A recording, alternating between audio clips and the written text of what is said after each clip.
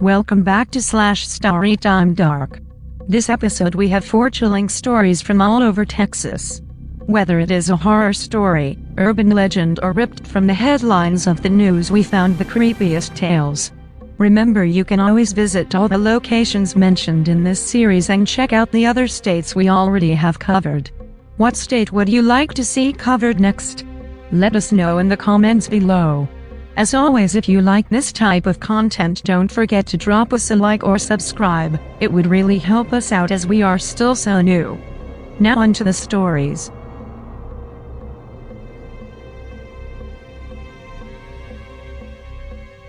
Tale 1. The Wailing Woman.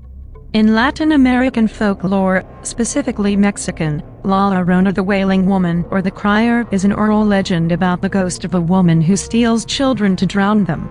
There are multiple variations of this, as is common among oral traditions.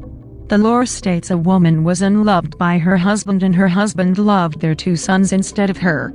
She caught her husband with another woman and drowned her sons in a river. Out of grief and anger, she then drowned herself. She was refused entry to heaven until she found the souls of her 2 sons.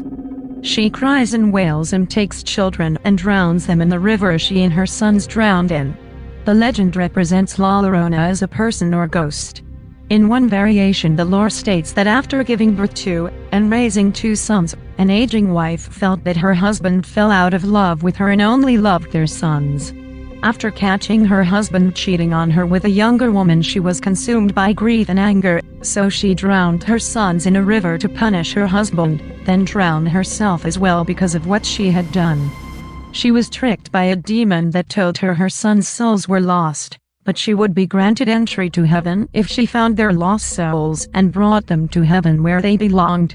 The demon knew that her sons' souls were in heaven, so the woman would be stuck in the land of the living trying to find her sons forever, crying constantly for the sins she committed.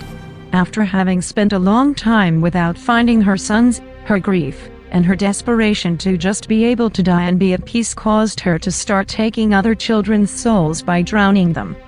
In another variation, in a rural village in Mexico, there lived a beautiful young woman named Maria. She came from a poor family, but was known around her village for her beauty and grace. One day, an extremely wealthy nobleman was riding through her village and stopped in his tracks. He had traveled all over the world and has never seen anyone as beautiful as Maria. He was mesmerized by her. He knew that he had to win her heart. Maria was easily charmed by him and he was charmed by her beauty, so when he proposed to her, she immediately accepted. Eventually, the 2 married, and Maria gave birth to 2 sons. Her husband was always traveling and he stopped spending time with his family. When he came home, he only paid attention to the children, and as time passed, Maria could tell that her husband was falling out of love with her because she was getting old. One day he returned to the village with a younger woman and bid his children farewell, ignoring Maria. Maria, angry and hurt, took her children to a river and drowned them in a blind rage. She realized what she had done and searched for them, but the river had already carried them away.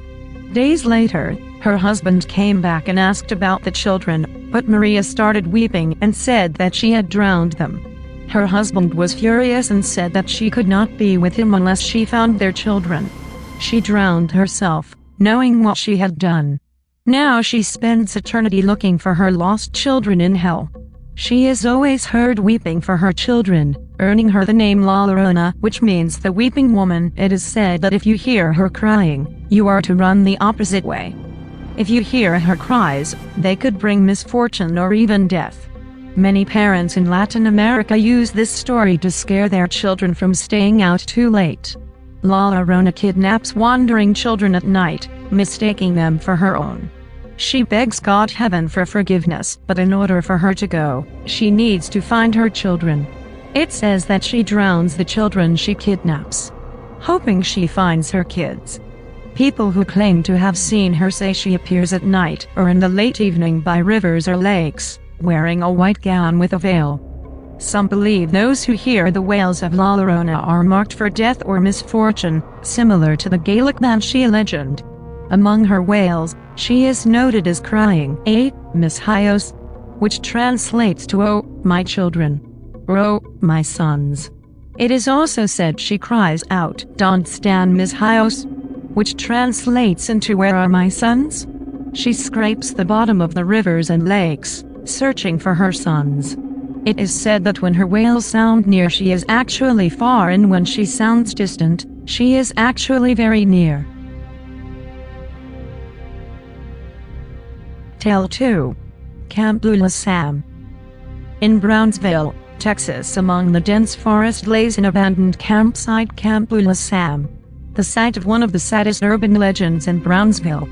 Camp Lula Sam holds a devastating secret many believe to be true. It is unclear when the rumor occurred, but various locals believe a counselor at the all-girls camp began to hear voices in his head. Some even go as far as to say he was possessed by an unknown demon who walked the land. According to the legend, voices compelled the counselor named Mr. Sutton to murder the young girls. Demon voices told Mr. Sutton to go get the largest butcher's knife in the camp and find the girls. Each cabin held 3 children. It is said the first cabin was still awake as Mr. Sutton approached. The girls asked Mr. Sutton what he was doing, and he chillingly replied, "Forgive me, the voices are telling me to end this." After the murders, the camp was closed forever, leaving its hollow wooden cabins to rot. The girls were murdered in threes. In total, 12 were taken. Many tourists looking for a thrill sneak onto the now private property to explore the site in an effort to encounter paranormal activity. It has been said that if you wander the property at night, you can hear little girls screaming in agony. The community has conflicting opinions regarding the legend. Some say the camp closed down in 1980 for unknown reasons and that no girls were murdered there, but others believe the site is haunted. From my research, I could not acquire any substantial evidence that this event ever occurred. Camp Lula Sam is now labeled as private property, and many locals say that if you are caught trespassing, the owner of the land will shoot you down for disrupting the peace of the young girls' souls. It remains unclear if Camp Lula Sam is actually haunted or if it's an urban legend spread by the town. Tale 3. Satan at the Bar. I remember that night. It was about 23 years ago. The story is indeed true. I was there. The only thing left out in the story was the smell, a horrible smell. I remember complaining, telling my friends, "What's that smell? Strong, overwhelming sulfur," right before the young handsome visitor appeared. When I told my grandmother about what occurred that night at Los Arcos, she turned and looked at me and said, "He's been at Pan American Ballroom also, Mija." Grandma said one night after attending a dance at Pan American, she stayed behind to help a friend clean up the place a little. Everyone had already left. There were maybe 5 people left inside finishing up their beers and talking, but Grandma's friend asked them to leave, told them they had to get out. So they left.